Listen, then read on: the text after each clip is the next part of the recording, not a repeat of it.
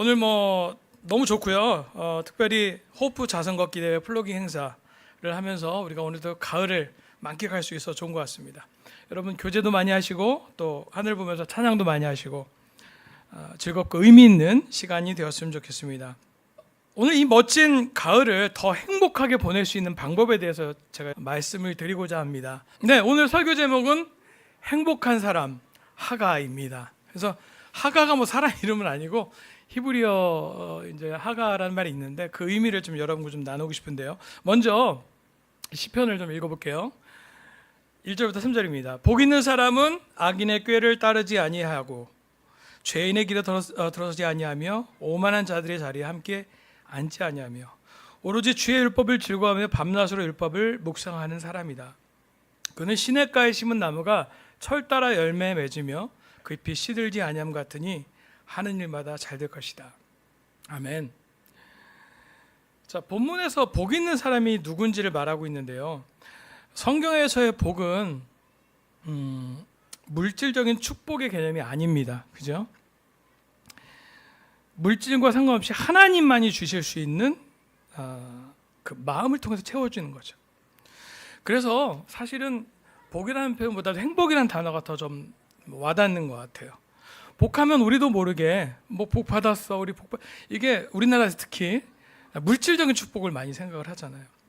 그런데 우리가 행복이라고 생각하면 마음을 바라보게 되는 것 같습니다.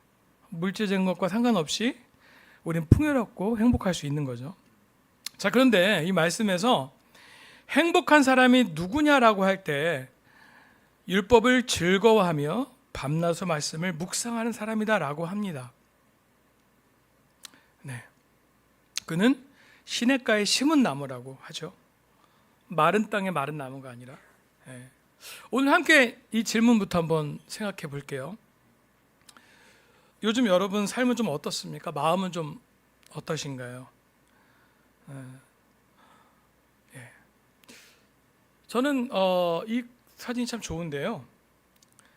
저 아름드리 나무처럼 되고 싶다라는 생각이 들었어요.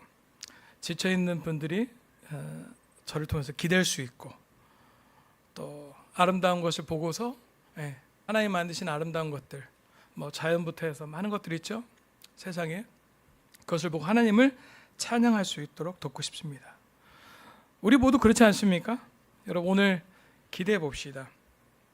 자, 그러면 이 시냇가에 심은 나무, 행복한 사람은 어떤 사람인지요?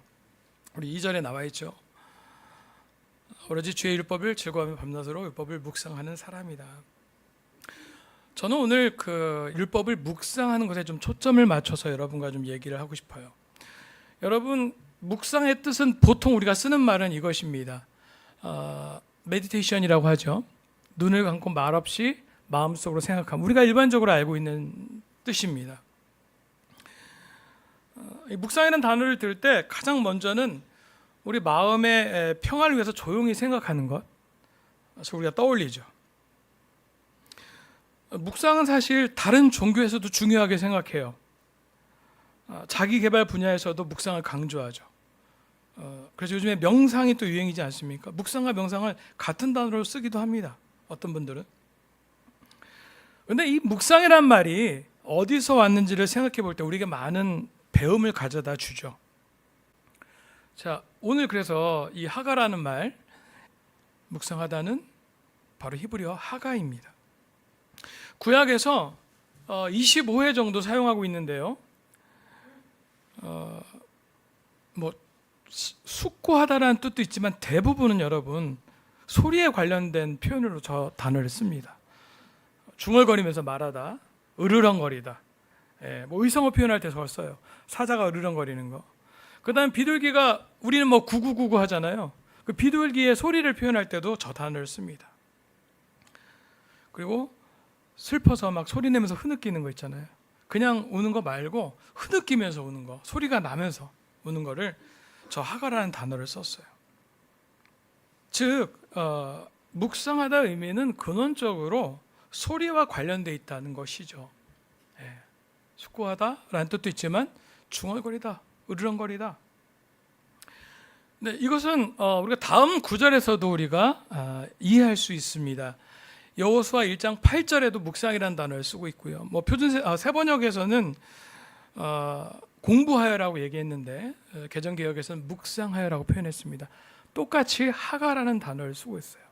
이 율법책을 내 입에서 떠나지 말게 하며 주여라 것을 묵상하여 그 안에 기록된 대로 다 지켜 행하라. 그리하면 내 길이 평탄하게 될 것이며 네가 형통하리라. 아멘.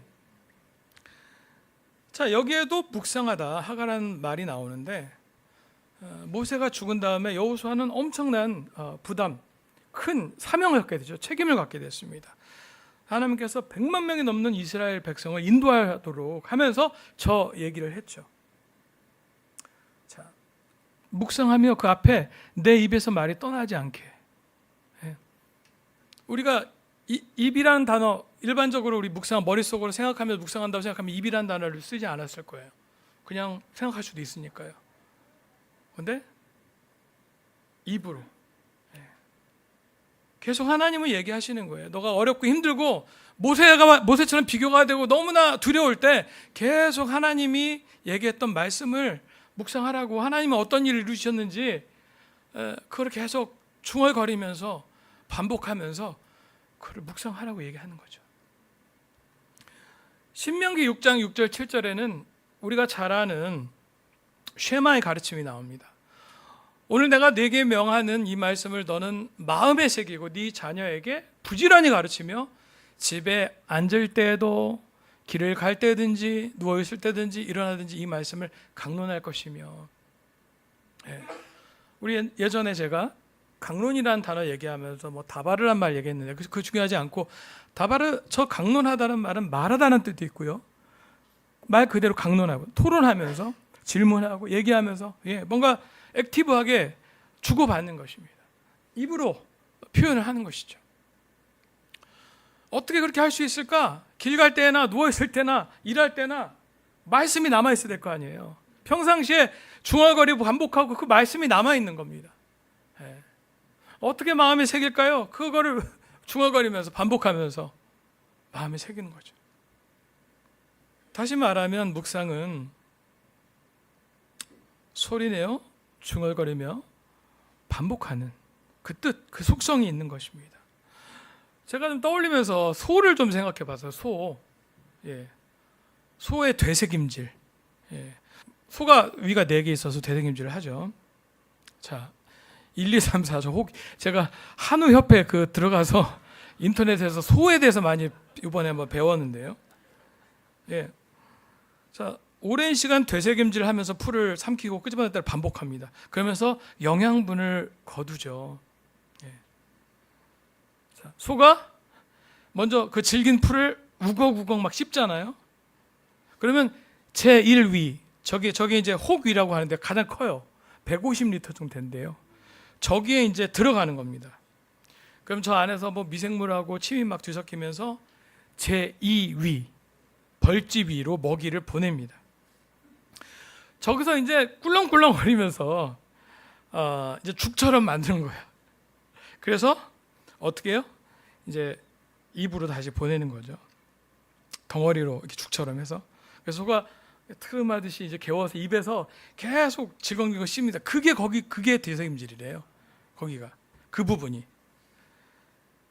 그래서 이게 음식물을 섭취한 다음에 13회, 많게는 하루에 20회, 6시간에서 9시간 걸리기도 한답니다. 근데 소는 그 되새김질에 몰두합니다. 밤에도 낮에도. 일을 마친 다음에 가장 열심히 일해요. 그래서 우리가 사실은 일 마치고도 되새김질 할 수 있습니다. 자, 씹는 횟수만 3만 번 정도. 우리는 그냥 귀여운 소, 열심히 일하는 소, 고마운 소 생각하면서 바라보지만 많은 수고를 하더라고요. 그런 과정을 겪은 다음에 3번 위, 겹주름 위에 가서 내용을 잘게 부수고 이제 4번째 위, 주름 위로 가서 이제 완전히 소화를 한다고 합니다. 여러분, 반추라는 말 아세요? 반추? 이것을 내가 반추해 보니까 라는 말 쓰잖아요. 근데 그게 사실은 소의 되새김질이라는 표현에서 나온 거예요. 반추하다. 예. 삼킨 거를 끄집어내서 내어 씹다라고 얘기합니다. 두 번째는 어떤 일을 되풀이해서 음미하거나 생각할 때 지나간 50년을 반추해 보니 뭐 이런 말 쓰잖아요. 근데 저 반추가 반은 돌이킬 바니고 추는 그 소염을 꼴추입니다. 그래서 묵상은 반추라는 것이죠. 반추. 소리를 내어서 우리가 말씀을 씹고 마음에 삼켰다가 다시 끄집어내서 소리에 또 내고 또 반복하고 중얼거리고 하는 것이 묵상이라는 거죠. 그렇게 할 때 우리는 더욱 성령에 집중하고 성령께서 주시는 하나님의 음성을 온전히 들을 수 있게 됨을 경험합니다. 저는 요즘 왜 소리를 내면서 하나님께서 하가하라고 하셨는지를 많이 깨닫고 있어요. 주빌리 이후에 여러분 영적 비타민 계속 잘 흡수하고 계세요? 아마 제가 이 설교를 할 때 그거를 지금 하고 있는 분들은 그걸 느낄 겁니다. 근데 그게 어느덧 형식이 돼서 그냥 머리로만 또는 눈으로만 읽고 넘어가면은 약간 그 마음이 사라졌을 거예요.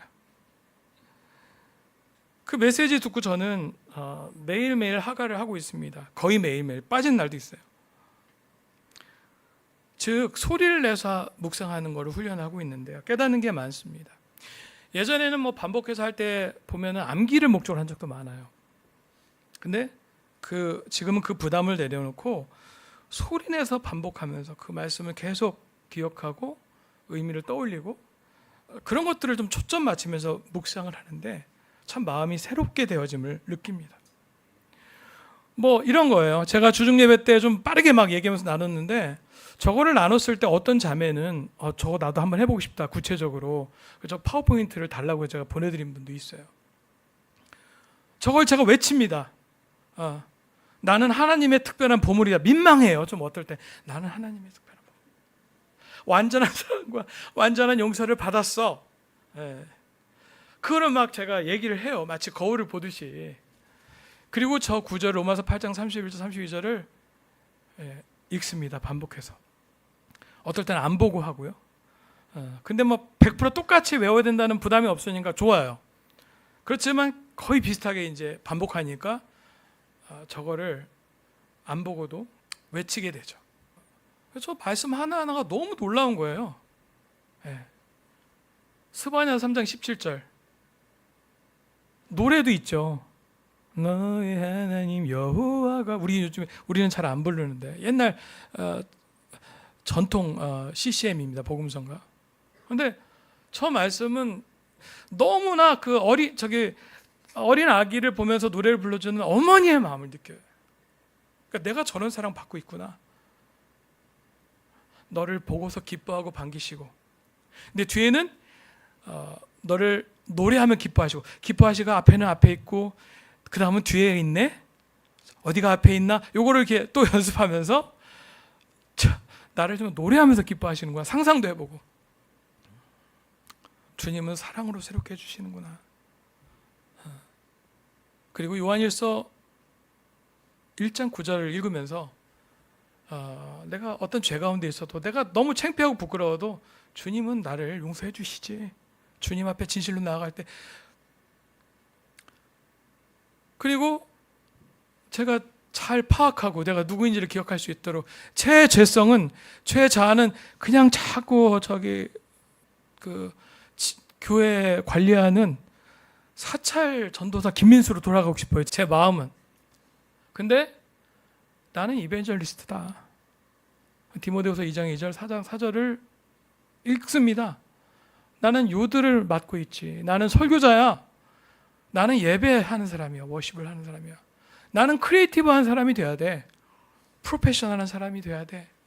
세상에도 프로페셔널한데 영적인 거 내가 프로페셔널할까? 많은 부담이 있을 때 다시 데살로니가전서 5장 16절 18절을 떠올리면서 내가 항상 기뻐하라 쉬지만 범사에 감사하라 이 말씀을 또 외우면서 제 마음에 하나님의 은혜와 사랑을 채웁니다. 자,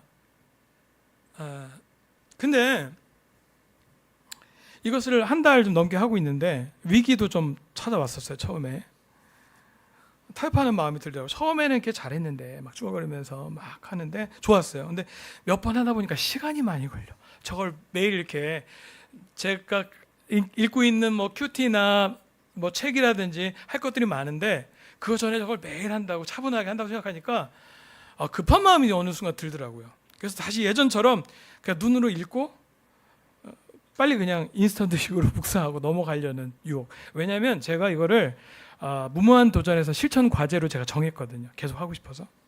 그러니까 하긴 해야 되니까. 근데 자꾸 예전처럼 쉽게 넘어가고 해치워버리는.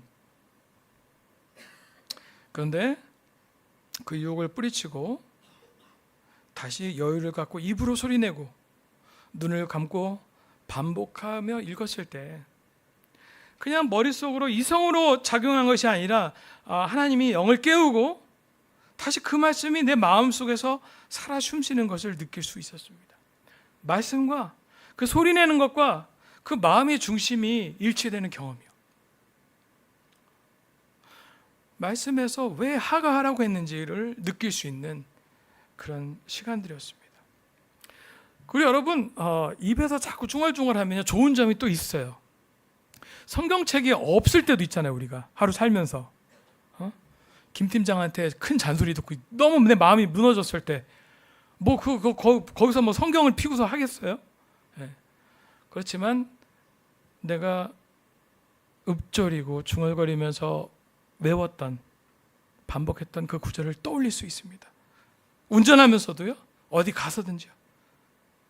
어려운 상황 속에서도요. 우리가 1장 2절에 시편 1편 2절에서 나온 밤낮으로 묵상할 수 있는 것이 가능한 것이죠. 어떻게 해요? 하가를 하면서. 여러분 초대교회에 복음이 어떻게 전해졌을까요? 그런 거 좀 생각해 본 적 있어요? 신약 성경 정경화는 한참 372년인가요? 그때 됐잖아요. 물론 그 당시에 바울 서신과 그 성경의 그 서신서들, 복음서들이 읽어지고 있었지만 그 파피루스는 모두에게 전해지지 않았습니다.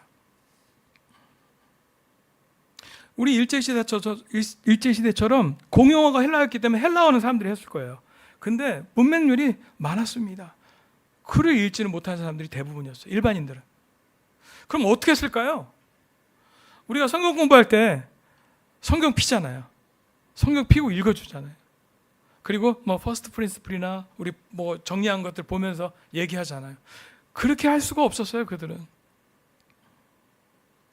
대부분의 사람들은 사도들 또는 교회 지도자들을 통해 들었던 그 복음서와 서신서의 내용을 기억하고 있다가 그를 외우고 읊조리고 진짜 말씀이 텍스트에만 있는 게 아니라 마음에 남아있는 거죠. 그러면서 그것을 받아들이고 또 그것을 전하고 했던 것이죠. 저와 여러분에게 도전은 이것입니다. 우린 성경이 없어도 우리 마음에 성경 말씀이 있고 그게 전해질 수 있죠. 성경 없이도 성경 구절을 기억하면서 그런 상황이 생길 때 우리가 복음 전할 수 있을까요? 정말 복음의 핵심적인 주옥 같은 성경 구절이 우리 입에서 우리 머릿속에 남아서 입으로 전해지고 마치 성경에 있는 것처럼 사람들에게 전해줄 수 있을까요? 우리가 비슷한 경험을 한 적이 있었습니다. 처음에 성경 공부하고 세례를 받은 다음에 영 크리스찬들도 많은 성경 공부에 들어가서 같은 구절들 많이 보니까 이제 막 외워지고 내용 대충 어디 몇 구절에 뭐 있는지 알고 그럴 때가 있었어요. 근데 여러분 지금도 그러신가요? 주요 성경 구절을 암송해서 복음을 잘 설명하고 전할 수 있는 거 우리 모두가 가져야 될 마음이라고 생각이 듭니다. 오늘 제가 나눈 묵상은 한 가지 방법이에요. 그것만이 하가는 아닙니다. 분명히 어떤 분들은 어떤 상황 속에서 조용히 묵상하고 깊이 생각하는 가운데서 그 말씀의 바다에 흠뻑 빠져들 수 있습니다. 그러나 성경에서 얘기하는 또 하가의 그 근원적인 의미는 읊조리고 중얼거리고 반복하는 그 뜻이 있는 것이죠. 그 조화가 우리 삶에 필요한지 모르겠습니다. 혹시 여러분 한번 생각해 보시기 바랍니다. 요즘 우리 가운데 말씀을 읽었지만, 지난주에도 말씀을 묵상했지만 너무 쉽게 잊혀지고 오랫동안 마음에 머물러 있지 않는 분이 있습니까? 그렇다면 우리가 하가를 통해서 한번 하는 관계, 또 묵상의 방법을 우리 변화시켜 보면 좋을 것 같습니다.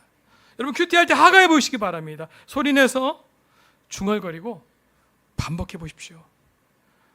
말씀이 다르게 마음에 새겨질 것입니다. 제가 최근에 어떤 클래스를 들었어요.